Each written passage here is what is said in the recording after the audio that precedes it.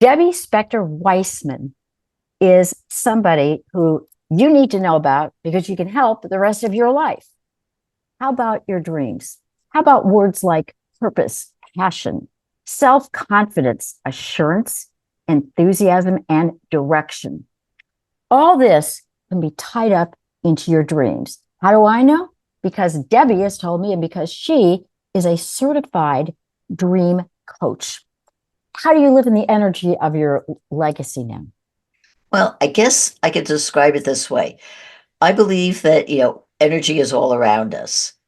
We are energy, energy is around us.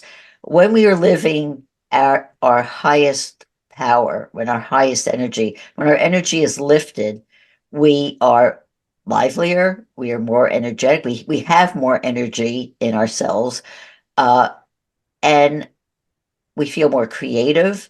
And when we have that creativity, we can identify things a lot quicker. We can get to the bottom of things much quicker. When we don't have that, when our energy is low, we feel sluggish physically. We don't feel like we're at our best. We feel depressed. Uh, we feel like we're just living in a swamp of feelings and can't get behind it. I don't feel that way anymore. I am ready to take life on, which doesn't mean that, oh, I'm all, unicorns and rainbows 24 hours a day, 7 days a week. No, I'm a human. I have my low points like everybody else. But when I get into those points, I can identify them and deal with them so I'm not stuck there. I can move on. So that's it. I love this. Take me back, maybe even to your childhood. What do you think was the point where you realized that there was something more out there for you? Or you said you used to be very shy and kind of into yourself. Um, what do you think changed all that for you? I mean, was there something in your childhood that locked you off and now you're kind of opening up or I think there are a lot of things that happened in childhood, which, of course, growing up, never thought about, what they were. But when I got to think of it and learned that, the things, I did not have major traumas. I didn't suffer abuse or I didn't have any, sexual things happen to me or anything like that. But I did have the feeling that um, I didn't matter. I was unwanted, even felt invisible. And this came from, their household situations. There were, I grew up, I was the youngest of three children, but I was uh, younger by 8 years to my, next oldest sister. We grew up in totally different households. The household changed. There was the big secret, which I never found out till I was 27 years old, was that when I was a year old, my father was diagnosed with cancer. So that was in the background while I was growing up. I didn't know that. Nobody told me. And I actually found out about it accidentally very later on. And he ended up dying when I was 11. And I had a lot oh, of guilt around that. I somehow managed to blame myself for it. Uh, and there were things that happened, even, something that you think was like pretty innocent, which I think had an effect on me. Uh, when I was, 4 or 5 years old, I had a next door neighbor, a boy who, we were playmates. We had fun playing around. And when I was 5 years old, he moved away. And, you would think, okay, well, things happen, people move, no big deal, except that I felt the loss and didn't have a way to really cope with it or understand it. So little things like that happen. And I just got, was within myself. I also spent an awful lot of time alone as a child. My parents would leave me alone, in the daytime and spent a lot of time just, in my house. I was loved to read, so I was an avid reader. They figured, okay, we'll leave her with a book. We can, go out and do stuff. But that paid a price. The price was paid also. So I grew up that way. And I was a very good student. I did well in school. I didn't have many friends because I think I was, so withdrawn that people felt I didn't want to be friends, and and I didn't really know how to approach them either. Uh, and uh, but I put myself into my studies and books, did well, and came alive more when I went to college because it was a new place. It was a new place to start over, and I didn't have those feelings. I think I was more expressed there. I actually, ironically, studied radio and television, got my degree in that. But when it came time to get a job after college, I had no confidence in myself. And that was, the revealing moment. But I didn't see it that way. I just felt, oh, I found excuses for why I couldn't do it. Later on, when I started really studying what I was about, I realized I had no confidence in myself. So I didn't go after the jobs that I wanted, took the jobs that I could get, found pleasure in it because they were writing. I started off, my career in the publishing business in New York and had a lot of satisfaction doing it. But again, there was something missing feeling. Uh, I did when I was 25 have what I thought was going to be, my dream job, the job I was going to keep. I was the managing editor of a startup magazine for teenage girls, and it was called Sassy. And we had high hopes for it. It was great because it was different from what was out there right at the moment. This was a magazine that treated teenage girls not as just commodities that we were going to buy fashions, but who had brains. So there were articles in there, there were short stories, there were poems, there was a reach out for them to contribute to the magazine. So we had readers, contributions. And we did have, we had celebrity interviews and we had celebrities on the cover. We used teenage celebrities, on the cover, but it was different from what was out there.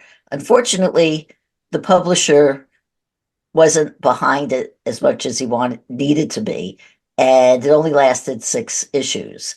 So, when I lost that job, I had that loss, and then again felt, oh, I must have been to blame. I was always blaming myself for things that weren't my fault, but I had this need, to put it inward that, oh, I didn't do enough or something was wrong there.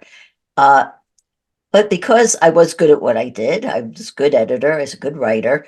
I went on to edit. I was freelancing for a while. I edited Encyclopedia Yearbook for a couple of years, edited young adult novels, and in the Wow. process of editing them, decided, I can write one of these. So I put in a proposal to the people I was working for, and they hired me to write 3 novels. And I ended up writing 5 novels under my own name for them, but also went on to be a ghostwriter for one of the most successful series in the 1980s. And in total, and a couple of other books, ended up writing 21 young adult novels, and then quickly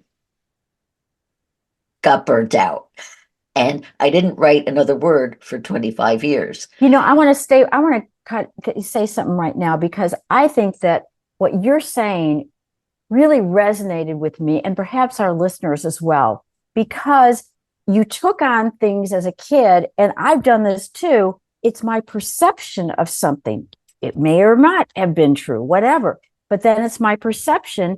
And then my perception has stopped me as well from doing things because I think, oh, I can't do that, or I'm not, quote unquote, somehow enough.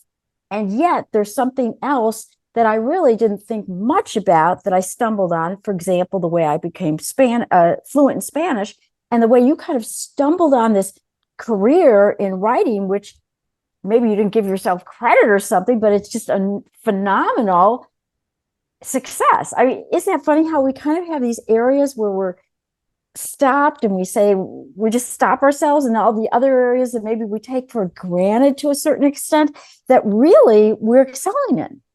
I mean, it's just kind of this balance, Well, it's the stories that we tell ourselves. I mean, I never gave myself enough credit.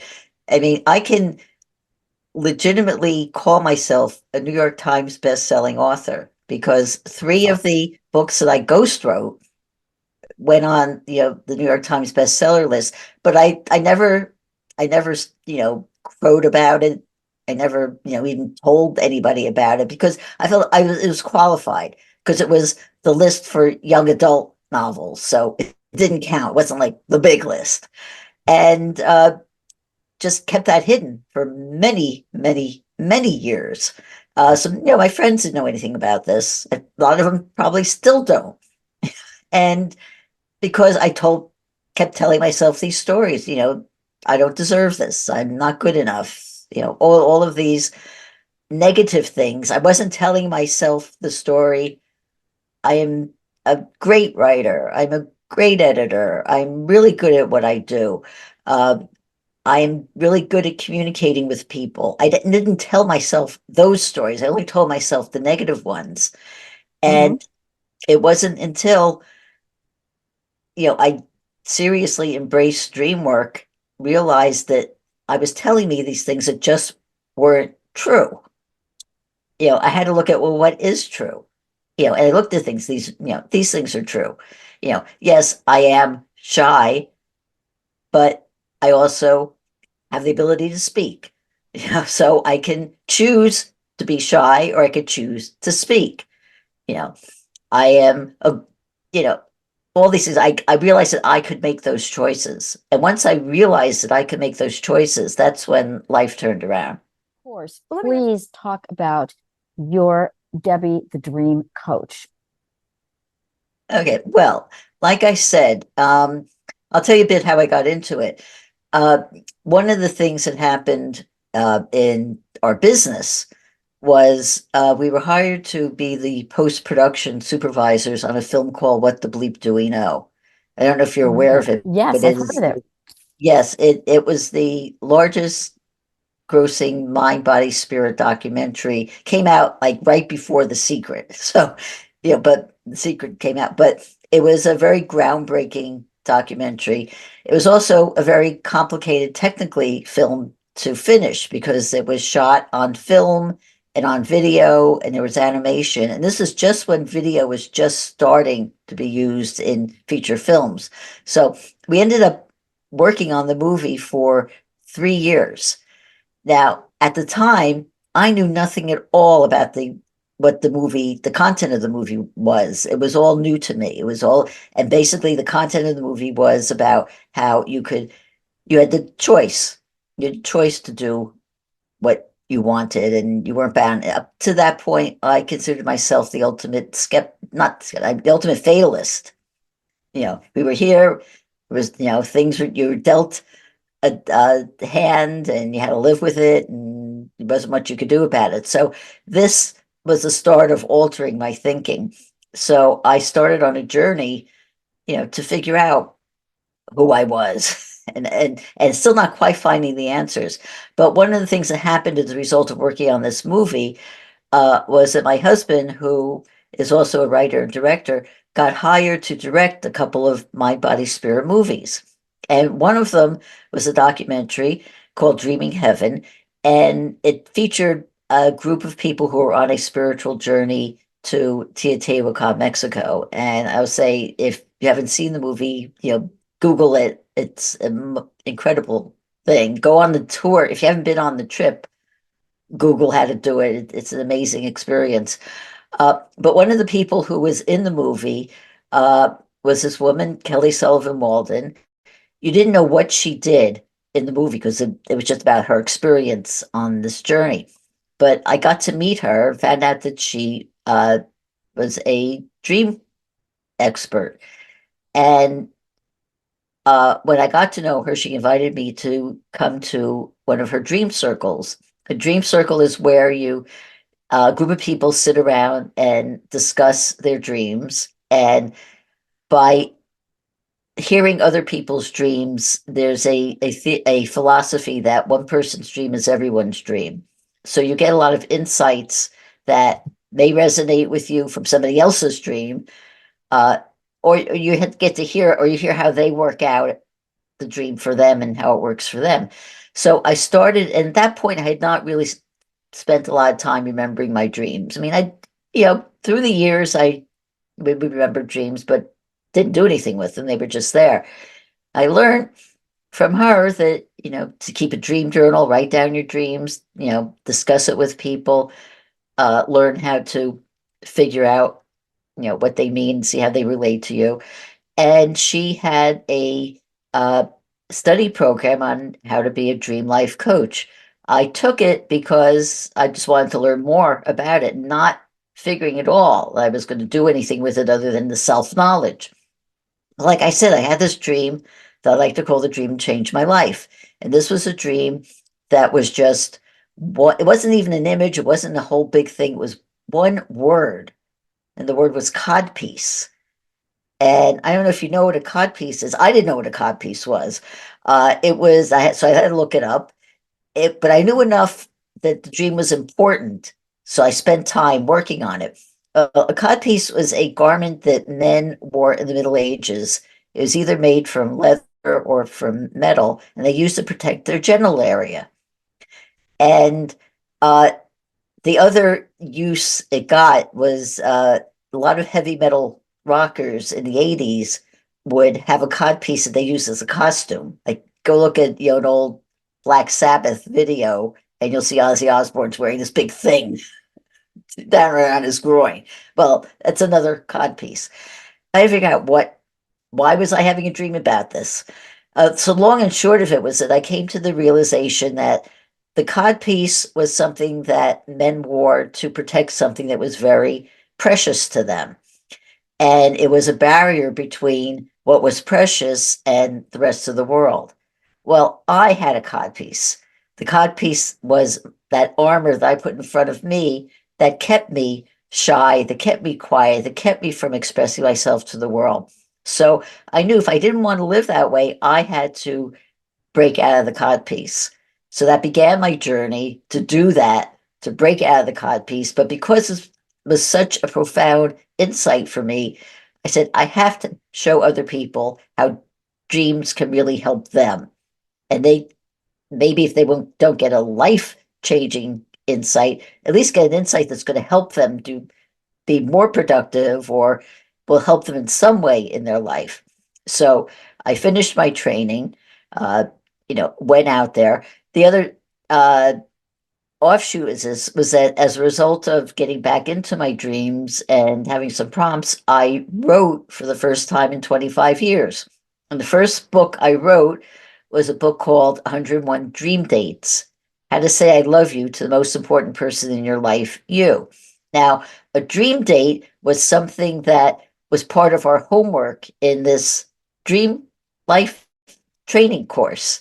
And every week we had to go out and do something by ourselves, for ourselves, that we had never done before or hadn't done in a very long time. So it would be like a new experience. And and then one of the requirements to finish the course was to have a project. I decided my project was going to be to gather my dream dates and the dream dates of the people who were taking the course with me and compile them together. So I did this and made like a little booklet out of it. And Kelly said, you have to turn this into a book. This is so profound. Because one of the things that I got out of doing the dream dates and why I wrote the book and why I encourage people to read the book is that when you do a dream date, you not only learn more about yourself, you learn more about what you like, what you don't like, but you also learn to love yourself because you're spending more time with yourself, by yourself, and doing things that are enjoyable and make you happy. And you realize over a period of time, hey, I'm a pretty good person. you know, I'm lovable. I can do things, and it just, it was such a change in my life and, it helps build self-confidence. So there's so many, wonderful things about it. And so that's what got me into it and how it changed my life and how learning your dreams can have a profound effect on your life. That is just great. And we will have more information that how you can contact Debbie and take advantage of her services.